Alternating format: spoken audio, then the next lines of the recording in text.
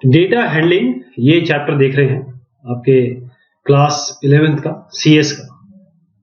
इसमें short answer question देख रहे हैं। What is the difference between fundamental data types and derived data types? Example के साथ बताइए इसे। फंडामेंटल डेटा टाइप्स और derived data types. Fundamental data types किसी और डेटा टाइप को मिला के नहीं बनते हैं, ये ऑलरेडी एग्जिस्ट करते हैं, जैसे integer, float, double, character, CHAR, ये सारी फंडामेंटल डेटा टाइप्स है। डिराइव्ड डेटा टाइप्स का मतलब ये है कि जो फंडामेंटल डेटा टाइप्स को मिला के बने हुए हैं। जो फंडामेंटल डेटा टाइप्स है उसमें कैरेक्टर है, इंट है, फ्लोट है, डबल है, वॉइड है, वॉइड भी खाली कुछ नहीं। जबकि एरे ये डिराइव्ड है, function, pointer, reference, constant, class, structure, union, enumeration, ये सारे के सारे डिराइव्ड डेटा टाइप्स हैं। जैसे आप देखिए फंडामेंटल डेटा टाइप्स में इंट a, b। इंट मतलब ये आपका डेटा टाइप हो गया, a जो है आपका वेरिएबल हो गया जो टाइप इंटीजर का है। लेकिन इसमें अगर आप देखें इंट ARR10 एरे है जो इंटीजर टाइप है 10, इसका मतलब इसमें 10 मेमोरी लोकेशंस होंगी और हर एक में एक इंटीजर वैल्यू जाएगी 1 से लेकर .10 तक, ठीक। बल्कि एरे 0 से शुरू होता है, 0 से 9 कर देते हैं इसको। तो इंटीजर का 10 टाइम्स ये हुआ ना derived data types. Explain fundamental data types and there purpose. Fundamental data type के बारे में बताइए और उनका पर्पस बताइए। तो उसका अभी हम आगे देखेंगे, वैसे मैं आपको यहाँ थोड़ा सा बता देता हूँ। फंडामेंटल डेटा टाइप का मतलब होता है जो कंपोज नहीं होते हैं किसी और डेटा टाइप से, ये टाइप के होते हैं। इसका एग्जांपल ये है और उनका पर्पस ये होता है कि जैसे आप इंट a दे रहे हैं, इसका मतलब मेमोरी लोकेशन इंट जैसे 2 बाइट है या 4 बाइट है, वो 2 बाइट लोकेशन मेमोरी में फिक्स हो जाएगा। इसका नाम हो जाएगा a, यानी कि इस डब्बे का नाम हो जाएगा a, इसकी कोई मेमोरी लोकेशन होगी और इसके अंदर जैसे a = 10 करते हैं तो आप इस a के अंदर 10 रख देंगे, फिर कहीं a = a++ कर दिया आपने तो इसके अंदर 11 आ जाएगा, ऐसे करके बढ़ता रहेगा। What main integer types are offered by C++? कौन कौन से integer types हैं मेन जो C++ ऑफर करता है?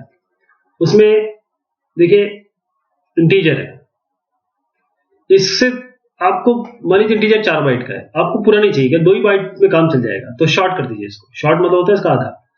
नहीं, इंटीजर है 4 बाइट, मुझे इससे ज्यादा लगेगा, डबल लग जाएगा, तो मैं इसको लॉन्ग कर देता हूं। तो इंटीजर में ही आपका इंटीजर लॉन्ग और शॉर्ट बन जाता है। अब इसमें वेरिएशन क्या है, जैसे मान लीजिए मैंने इंटीजर दिया x, ये अब मैं चाहता हूं नेगेटिव वैल्यू मिले, तो वो क्या हो जाएगा, साइंड हो जाएगा। अब मैं चाहता हूं कि ये केवल और केवल पॉजिटिव वैल्यू ले, तो इससे क्या होगा, मान लीजिए कि ये नंबर लाइन है, यहां पर कैरेक्टर की बात करता हूं मैं। कैरेक्टर 1 बाइट लेता है, 1 बाइट मतलब कितना हुआ, 2⁸ मतलब 256 इसकी ये वैल्यू ले सकता है। तो हम क्या करते हैं, इसको 0 से यहां से -128 से शुरू होगा और 127 तक जाएगा, तो 256 हो गया कुल मिला के। अब कोई कहता है ये आपका हो गया साइंड। कैरेक्टर में -128 से वैल्यू आ सकती है, यानी कैरेक्टर कोई भी कैरेक्टर होगा उसकी वैल्यू यहां से यहां तक वेरी कर सकती है। लेकिन अगर आप बोलते हैं कि नहीं साहब मुझे तो ये एरिया चाहिए ही नहीं, मुझे चाहिए नहीं, मैं तो इस एरिया पे लूंगा, तो ये आपका कौन सा हो जाएगा, ये अनसाइंड हो जाएगा। मतलब अनसाइंड यानी कि आप नेगेटिव वैल्यू नहीं लेना चाहते। इसी को मैं आगे अगर डिस्कशन करूं तो ये short, unsigned short, sign short. Short का ही 3 बन गया जो इंटीजर का आधा होता है, short, unsigned short, sign short. ऐसे ही अनसाइंड जो इंट है उसमें int, unsigned int, sign int. Long का long, unsigned long, sign long. तो इंटीजर टाइप में अगर आप देखें तो इंटीजर से आधा शॉर्ट, इंटीजर से डबल लॉन्ग, और उसका सब साइन अनसाइन कर दीजिए आप। When are unsigned integers preferred over signed integers? कब अनसाइंड इंटीजर प्रेफर किए जाते हैं साइन इंटीजर के ऊपर? एडवांटेजेस बताइए अनसाइंड इंटीजर के साइन इंटीजर के ऊपर। जो अनसाइंड इंटीजर है, अनसाइंड का मतलब समझ लीजिए उसमें साइन नहीं होगा, ना माइनस होगा ना प्लस होगा, ओके, केवल प्लस ही प्लस होगा, कोई भी वैल्यू होगी प्लस ही होगी, नेगेटिव वैल्यू नहीं आ सकती। तो अनसाइंड इंटीजर प्रेफर किया जाता है साइंड इंटीजर के लिए, क्योंकि कोई ऐसी पॉपुलेशन जैसे स्पोर्ट्स स्कोर है, क्रिकेट स्कोर है, इन्वेंट्री अकाउंट, ये जो नेगेटिव में कभी नहीं जा सकती। तो यहां पर हम ये आधी जगह वेस्ट क्यों करें? आधी जगह वेस्ट हो रही है ना, क्योंकि आधा तो नेगेटिव के लिए हमने रिजर्व कर दिया। तो हम उसको अगर अनसाइन कर दें तो ये पूरी की पूरी जगह मिल जाएगी, मतलब 128 यहाँ उठ के आ जाएगा, हमको यहाँ से 0 से लेकर 256 तक की वैल्यू मिल जाएगी, यानी कि अब 0 से 256 पूरी अपने पास। ऐसी ये जो मैंने 1 बाइट के लिए बताया, उसको 2 बाइट, 4 बाइट, ऐसे 8 बाइट, 16 बाइट के लिए बढ़ा सकते हैं आप, मतलब आप सोच सकते हैं कैसे होगा ये। तो एडवांटेज जो अनसाइंड इंटीजर का है वो ये है कि आपकी वैल्यू वो डबल कर देता है, मतलब इसकी रेंज डबल कर देता है। यहां से देखिए आधी उठा के यहाँ ये नेगेटिव लेंगे नहीं थे, पूरी की पूरी यहाँ जुड़ जाएगी। Explain floating point type offered by C++ along with the minimum ranges and digits of precision they support. तो floating type, float है, डबल है, लॉन्ग डबल है। float का साइज है 4 बाइट, डबल का साइज है 8 बाइट और लॉन्ग डबल का 10 बाइट। डिजिट प्रिसीशन देखिए, फ्लोट में डिजिट प्रिसीशन का मतलब ये है 23.6 डेसिमल के बाद भी वैल्यू आ रही है, फ्रैक्शनल पार्ट है इसमें। जो भी फ्रैक्शनल पार्ट वाला होता है वो फ्लोट में रखते हैं। अगर आप कहते हैं नहीं नहीं इतने में नहीं आ पाएगा, मेरी वैल्यू तो बहुत बड़ी है, तो डबल कर दीजिए। कोई बोलता है मेरी वैल्यू बहुत ज्यादा बड़ी है, बहुत ही ज्यादा बड़ी है, तो लॉन्ग डबल उसके लिए। ठीक, डिजिट ऑफ प्रिसीशन मतलब ये होता है कि आपके डेसिमल के बाद पहले कितने हैं। अब ये वैल्यू जो आ रही है ना, ये वाली, ये कहां से निकल के आई बताता हूं आपको। ये 4 है ना, तो 2 to the power 4 कर दीजिए इंटू 8। क्यों? 2 to the power 4 बाइट्स किया, और एक बाइट में कितने होते हैं? 8 बिट, तो 2 की पावर 32 बिट।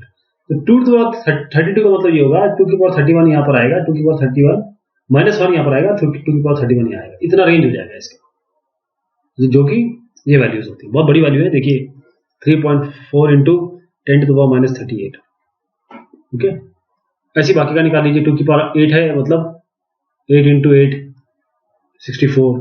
कितनी बड़ी, बहुत बड़ी वैल्यू है तो। और इसके तो बात ही क्या कहना। कॉन्सेप्ट बताना है पॉइंटर का और पर्पस।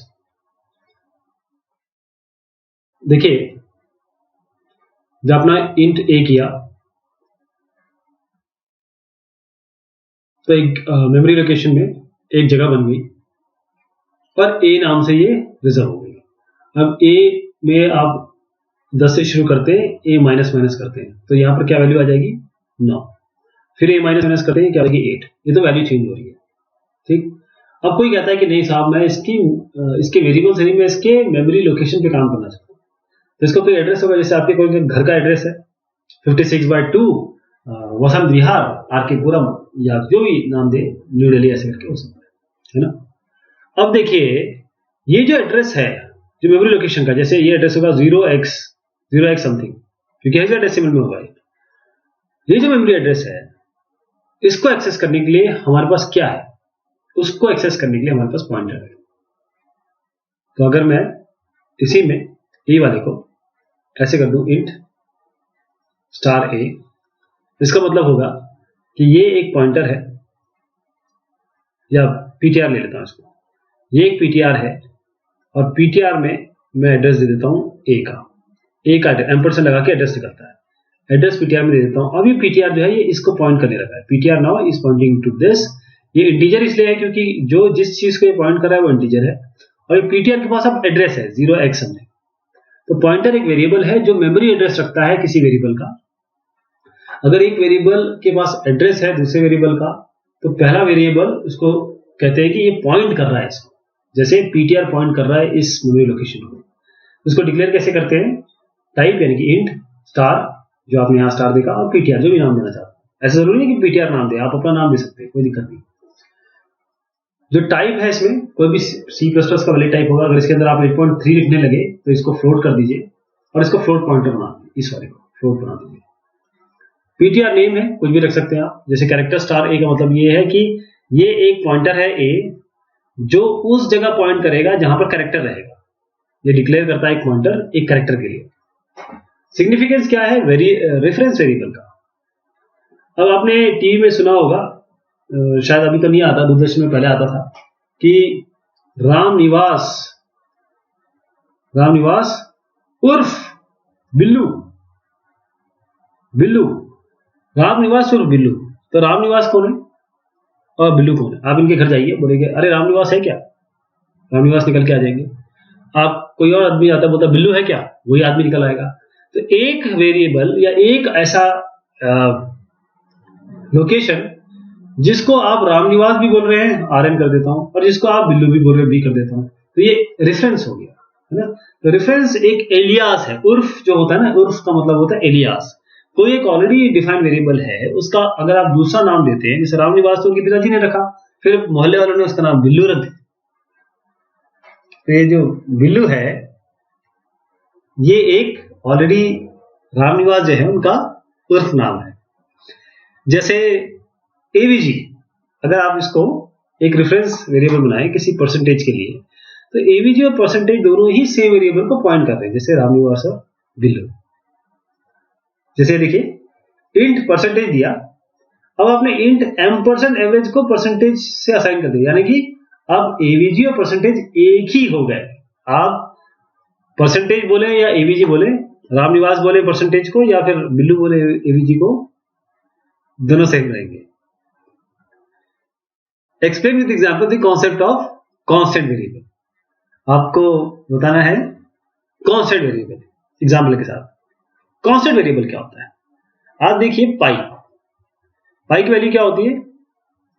22/7 या 3.14 कांस्टेंट रहती है, तो ये तो चेंज नहीं होगी। तो आप अगर प्रोग्राम में चाहते हैं, देखिए साहब, जैसे मैं थोड़ा रियल लाइफ में एग्जांपल लेता हूं। इंटरेस्ट रेट है मान लीजिए 12%। ये इंटरेस्ट रेट चला जा रहा है जब तक सरकार इसमें चेंज नहीं करेगी या बैंक नहीं चेंज करेगा, तो ये चेंज तो होनी नहीं है। 12% रहना है प्रोग्राम में, आप 12 से 12.5 नहीं कर सकते, 13 नहीं कर सकते। तो जो वेरिएबल आप चाहते हैं कि प्रोग्राम में हमेशा वही रहे, तो उसको आप कांस्टेंट वेरिएबल बोलते हैं। जैसे इसको लिखते कैसे हैं, आपका कांस्टेंट C1ST लिखेंगे, ये आपका कीवर्ड है। टाइप लिखेंगे जैसे इंटीजर वगैरह है, जैसे कॉन्स्ट लिखा, टाइप की जगह इंटीजर लिखा, नेम लिख दिया, जैसे मिनिमम वैल्यू लिख दिया 10। हम अब जो एग्जांपल दे रहे हैं यहाँ पर हम लिख सकते हैं इंटरेस्ट, मिन की जगह इंटरेस्ट, और यहां पर दे सकते हैं 12, राइट। तो कांस्टेंट कीवर्ड इसमें लेना है, टाइप आपको लेना है जो वैलिड C++ डेटा टाइप हो, नाम आपका जो भी आपको कांस्टेंट का नाम देना है, वेरिएबल का नाम जैसा देते हैं इसको भी, नाम और वेरिएबल से कांस्टेंट हो जाता है। कहीं अगर आप प्रोग्राम में चेंज करेंगे या चेंज करने की कोशिश करेंगे, एकदम कंपाइलर एरर दे देगा, const can not be changed, बस ये है। और कांस्टेंट की एक और इंपॉर्टेंट बात है, कांस्टेंट को चेंज करना मतलब कोई ना कोई तो उसकी वैल्यू होनी चाहिए। तो कांस्टेंट को आप इनिशियलाइज करना पड़ेगा आपको जब भी डिक्लेरेशन करें, जैसे यहां पर right declaration for a class that holds properties of a branch. आपको डिक्लेरेशन लिखना है एक क्लास का जिसके पास प्रॉपर्टी है एक ब्रांच की। The class holds information like, class के पास है branch number, area, number of employees, head और ऑपरेशंस। ऑपरेशंस कौन कौन से होंगे?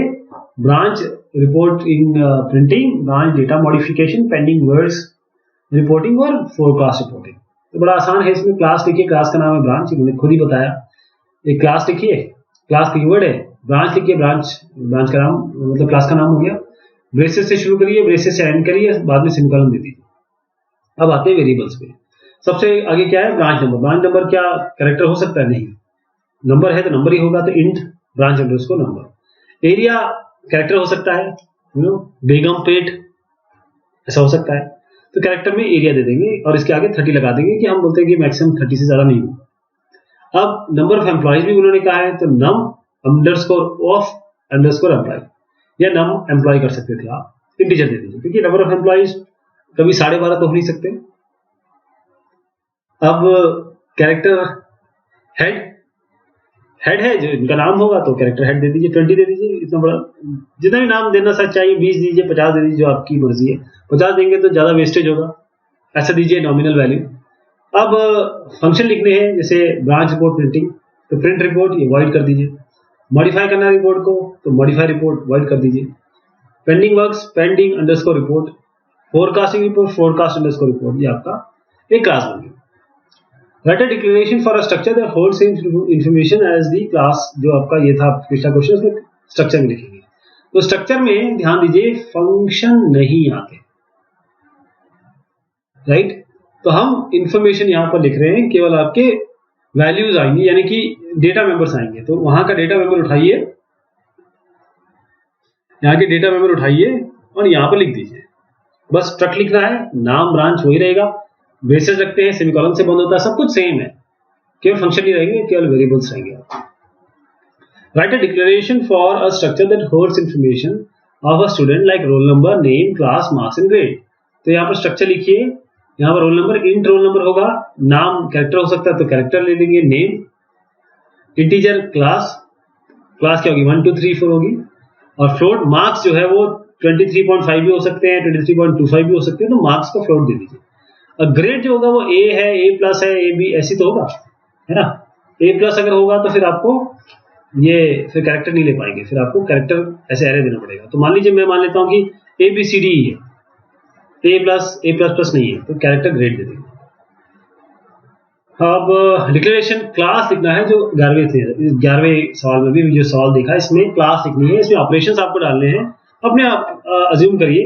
तो क्लास लिखिए, यहाँ पर CLASS आपका क्या है, कीवर्ड है, स्टूडेंट नाम लिखिए। देखिए कैपिटल से शुरू किया है, ब्रांच को भी बी कैपिटल से शुरू किया था। ब्रेसेस लीजिए, ब्रेसेस एंड करिए, roll number, name, class, marks, grade तो आ ही रहा है, साथ में अब पब्लिक में गेट डेटा कर दीजिए, डिस्प्ले और कैल अंडरस्कोर ग्रेड। गेट डेटा हो सकता है, डिस्प्ले डेटा होता है, और ग्रेड कैलकुलेट हो सकता है, ये सारे फंक्शन। और भी अगर आपको कोई फंक्शन लगते हैं जो आपको याद हो रहे हैं तो वो यहाँ लिख सकते हैं। Explain the function and usage of union giving an example, आपको फंक्शन और इसका and usage of union giving an example ये देना। तो इसका फंक्शन और यूसेज देखते हैं। यूनियन का मतलब ये होता है कि एक मेमोरी सबसे बड़ी मेमोरी असाइन हो जाएगी और सब लोग इसे यूज करेंगे, यानी कि दो या दो से ज्यादा जैसे अलग अलग वेरिएबल है वो एक ही मेमोरी शेयर करेंगे। तो यूनियन कीवर्ड हम यूज करते हैं यूनियन को बनाने के लिए। जैसे मान लीजिए आपको कोई एक यूनियन बनाना है, इसका नाम शेयर देना चाहते हैं, तो यूनियन शेयर दीजिए, उसके बाद ब्रेसेस लगाइए, ब्रेसेस से बंद करिए, सेमीकोलन लगाइए, और यूनियन शेयर का एक ऑब्जेक्ट बना दीजिए। ये ऑब्जेक्ट क्या है, इसका वेरिएबल बना दीजिए। यूनियन शेयर पूरा लिखना पड़ेगा आपको ये, और साथ में CNVT आपने एक वेरिएबल बना दिया। इंपॉर्टेंट बात ये है कि इंट आई और कैर CH, तो सबसे बड़ा कौन सा है, इंट आई। मान लीजिए 2 बाइट है तो 2 बाइट असाइन हो जाएगा। तो इंटीजर आई जब रखेंगे तो वो भी यही वैल्यू, यही मेमोरी लोकेशन यूज करेगा, कैरेक्टर CH भी इसी के अंदर ही जाएगा। ओके, तो एक ही मेमोरी लोकेशन मिलेगा, ये दोनों इसी मेमोरी लोकेशन को शेयर करेंगे। राइट, तो बनाने का तरीका समझ गए ना आप। Why are so many data types provided in C++? ये बड़ा अच्छा सवाल है। देखिए, आप बोलते हैं मुझे 24 रखना है, आपके लिए इंटीजर है। आप बोलते हैं 24.3 रखना है, आपके लिए डेटा टाइप है फ्लोट डबल। आप बोलते हैं मुझे रखना है बहुत बड़ी वैल्यू 24,0,0,1,2,3.69 ऐसे कुछ रखना है, आपके लिए फ्लोट डबल है। Right, float double. आप बोलते मुझे नंबर बहुत बड़ा रखना है 5 6 8 9 3 8 4 लंबा नंबर है। आप बोलते हैं हमारे पास लॉन्ग है। आप बोलते हैं मुझे ये नहीं, मुझे केवल 2 रखना है, या मुझे केवल A रखना है, कैरेक्टर रखना है। तो इसके लिए क्या है, आपका कैरेक्टर टाइप है। आप बोलते हैं साहब मुझे तो अपना नाम रखना है, मेरा नाम है महेश, आपके लिए स्ट्रिंग है।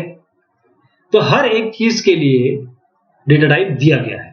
तो इतने सारे डेटा टाइप ताकि जो हार्डवेयर कैरेक्टरिस्टिक है एक तो उसका उपयोग किया जा सके। मशीन अलग अलग तरीके से डिपेंड करती है, अलग होती है, memory requirement, memory access time, computation speed. और जो प्रोग्राम है जो 2 बाइट इंटीजर में काम करता है, मान लीजिए 4 बाइट पे चला गया, आप 2 बाइट शॉर्ट यूज कर सकते हो उस जगह पे।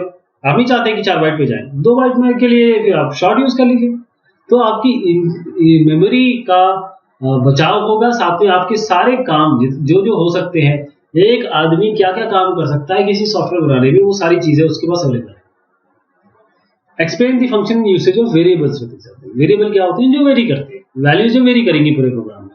तो वेरिएबल एक तरीके से एक स्टोरेज लोकेशन का नाम होते हैं, यानी कि पूरे प्रोग्राम में ये वैल्यू चेंज होती रहेगी। जैसे आपने मान लीजिए कोई एक वेरिएबल जैसे इंट वेयर रखा, इंट इसका डेटा टाइप हो गया, वेर इसका नाम हो गया। आपने कहा इसको 10 दे देते हैं, तो ये मेमोरी लोकेशन बन जाएगी जिसका नाम हो जाएगा वेर, इसमें 10 वैल्यू आ जाएगी। पूरे प्रोग्राम में आप कह रहे हैं वेर प्लस प्लस, एक लूप चला दिया आपने इसके ऊपर, 10 से 11 होगा, फिर 11 भी यहीं आ जाएगा, फिर 12 होगा, 13 होगा। अगर ये 10 बार चलेगा तो 11 से लेकर ये 10 से लेकर अपना 19 तक या 20 तक चला जाएगा।